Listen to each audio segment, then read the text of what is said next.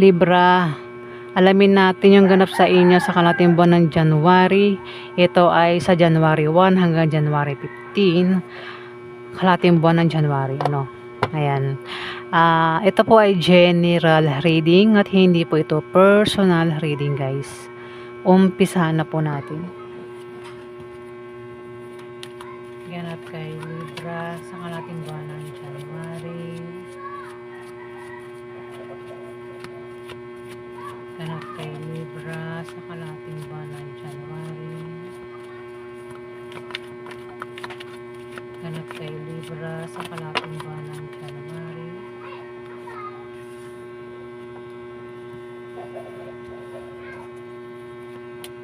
Ganap kay Libra. Yan.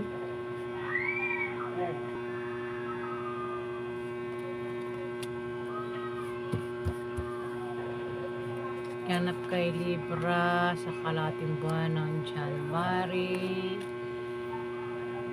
Ganap kay Libra.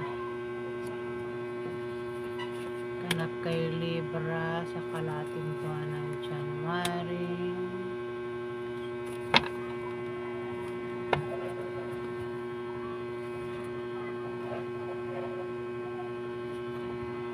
Libra, may 9 of Wands dito.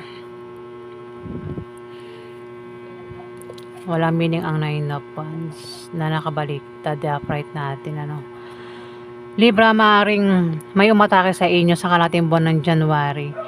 Pero nakahanda ka naman sa pag-atake niya. Maaari din na may darating sa inyo na pagsubok gaya ng mga hindi natuloy na mga bagay, Libra. Maring may hindi natuloy na paparating o plano, hindi matuloy. Ayan. Mag-ingat ka rin daw sa sakit na darating sa kalating buwan ng January, Libra. Maring magkasakit ang iba sa inyo. Ang iba sa inyo walang problema sa pagkain, gamit, pera. Kasi meron kayo niyan. Maring galing yan sa pinaghirapan mo, pinagtrabahuhan mo, o galing sa negosyo mo. Ayan, Libra. Pwedeng galing din yan sa promotion, o pamana, pwedeng blessing. Ayan. Kung maring iba sa inyo ay may status sa buhay, may kaya. Ayan. Kung meron kayong invest, maring kolektahin nyo na yung mga in-invest ninyo, Libra. Pwedeng meron kayong karelasyon, Kayong dalawa magkarelasyon ay walang problema. Wala kayong problema sa pera, pagkain o gamit. Meron kayo niyan, Libra.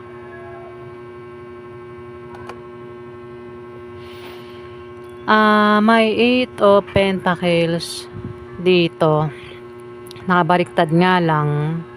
Maring meron kang ambisyon o pangarap na nawala, Libra. O maaaring mangyari pa lang sa kalating buwan ng January. Meron ka raw ambisyon o pangarap na maaaring mawala sa kalating buwan ng January, Libra. Oops, wait lang. Tumama sa camera. Sorry po. Maaari din naman na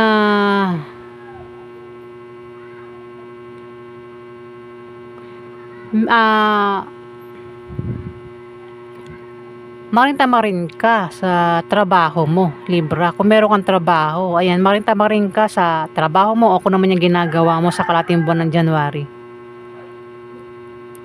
Maaari kasing hindi tama yung hindi akma sa'yo kung naman yung ginagawa mo o tinatrabaho mo, kaya parang tinatamad ka dito, Libra. Kailangan mo ng tagapagpayo dito sa kung naman yung ginagawa mo o tinatrabaho mo. Kaya tinatamad ka kasi hindi mo gusto yung ginagawa mo, Libra, o tinatrabaho mo nga sa kalating buwan ng January ito. Knight of Cups. Upright natin, walang meaning ang May lalaking romantiko dito. May pagka-sensitive nga lang. Emotional, introvert ang taong ito, Libra. Isang lalaking maring may ialok sa'yo, may offer sa'yo. Pwedeng alok na pag-ibig o alokin ka ng trabaho, magtayo ng business, basta may iaalok ang taong ito sa'yo. O ikaw yung may iaalok sa kanya sa kalahating buwan ng January, Libra. Pero pag-isipan mo bago mo tanggapin, kasi pwedeng panloloko lang din yung alok niya. Dasan, may pangyayari sa'yo, may nangyari sa'yo, Libra, na sa kalahating buwan ng January ay makakalis ka na, makaka-move on ka na. Kung may mga taong maring nanakit sa'yo, nag-traitor sa'yo, nakagawa siya ng hindi maganda, ayan, maring makalis ka na sa kalahating buwan ng January. Kung sakit, kung may sakit physical man o emotional, may paggaling dito. Kung sino man 'tong may sakit, pwedeng ikaw o member ng pamilya mo, o kung sino man 'tong may sakit, may paggaling na sa kalahating buwan ng January. Maring maka-move on na rin sa kung naman niyang pinagdaanan o crisis na pinagdaanan, pagsubok, ayan, makakaalis na. Nasa liwanag na sa kalahating buwan ng January, Libra. Di ba pag may problema ka, ikaw ay nasa dilim. Sa kalahating buwan ng January, nasa liwanag ka na, Libra. The Sun. Kaya yung pakaramdam. Ayan, Libra. Seven of Pentacles na nakabaliktad. Babala ito sa mga easy money, Libra. May mga taong lalapit sa'yo. Pwede mong alokan ka ng easy money. Pero wag kang basta-basta tanggap easy money Ang resulta niyan, pang matagalan no. Buga hindi ka maka-move on sa gagawin niya sa yung kung panloloko yan Ingat sa mga scam, Libra. Wag basta tanggap. Nakahanda ka kung may taong lalapit sa'yo, alokan ka ng mga ganyan. Nakahanda ka. Ayan, Libra. Alam mo na yan ay panloloko lang, scam. May the lovers dito. Maaaring sa kalahating buwan ng January ay magkaroon ng romansa sa inyo, ng karelasyon mo, Libra. Ang iba lang yan hindi yan lahat malakas din yung attraction nyo, Libra. Kung magkakaproblema ang iba sa inyo dalawa ng karelasyon nyo, kayang-kaya nyong malampasan. Mag-aaway pero hindi maghihiwalay. Kapit na kapit Ayan, Libra, sa inyo ng karelasyon mo.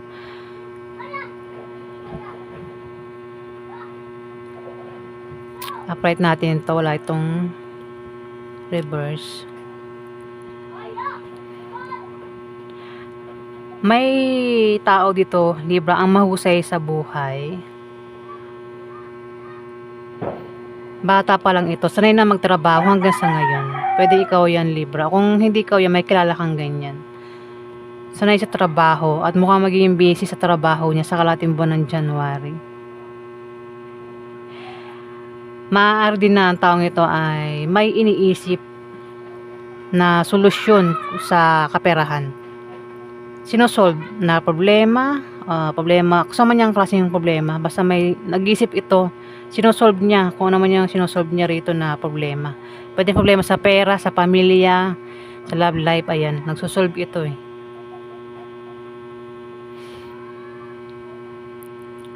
tumapat sa kanya yung 8 of Pentacles na nakabaliktad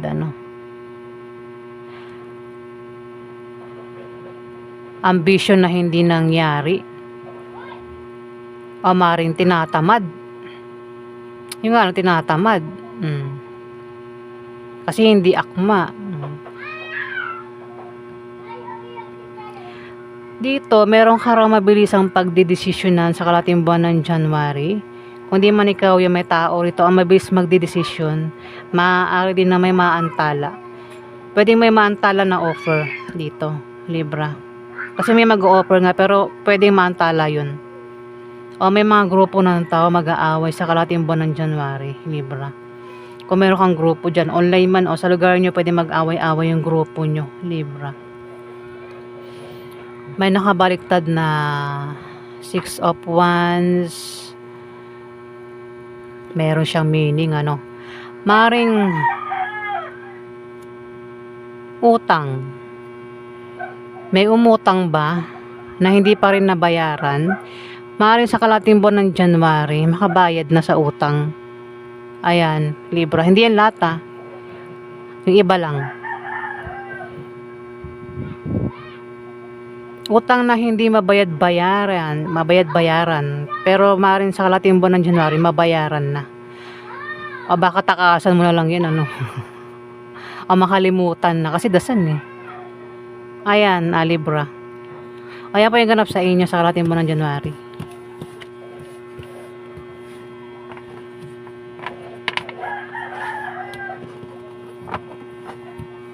Maraming salamat po guys sa mga nag-like at nag-subscribe. Salamat din po sa mga nag-comment ng maganda. Maraming salamat po.